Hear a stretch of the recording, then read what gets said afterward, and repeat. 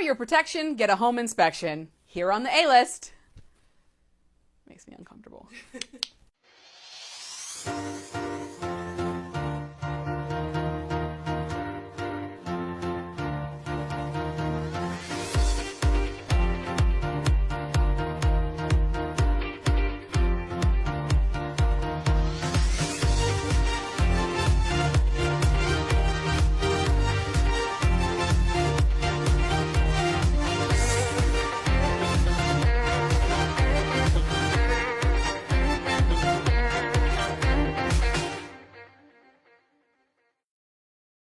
I don't think you realize how exclusive this interview is. Matt doesn't really like being on camera. Matt doesn't even barely like taking pictures, but Matt loves me, and so you're going to get to meet today one of my very good friends and home inspector, Matt Bagney with Viking Inspections. You're always allowed to choose whatever service provider you would like in a real estate transaction, but I always recommend Matt. Why? Because I love the way that he inspects homes, I love the way that he delivers the message, and, you know, it doesn't help that he's a former Urbana Hawk, just like me.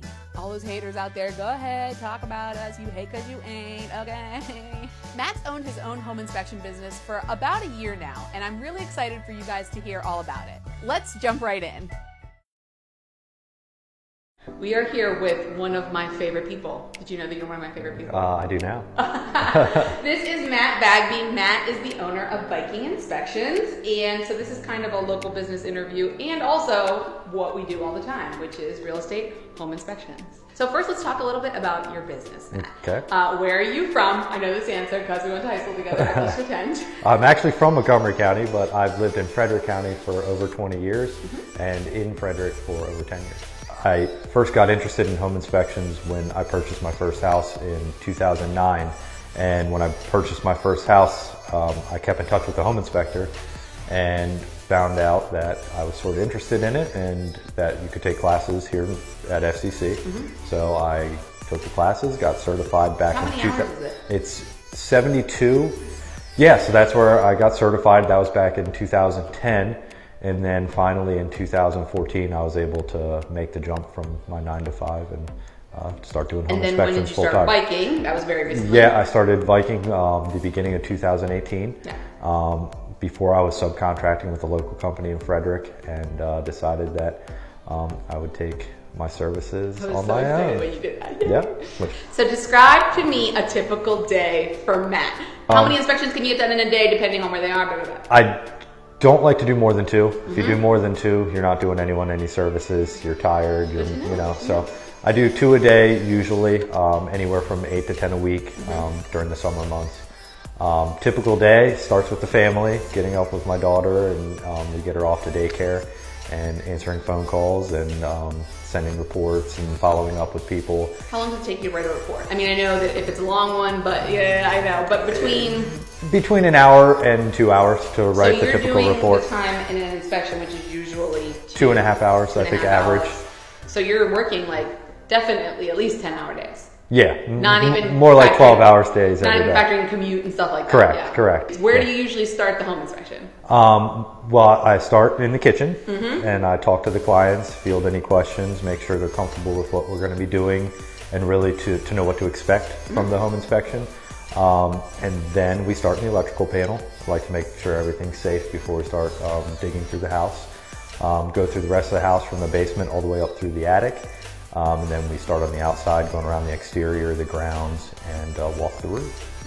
Yeah, and then set up any radon tests at the end.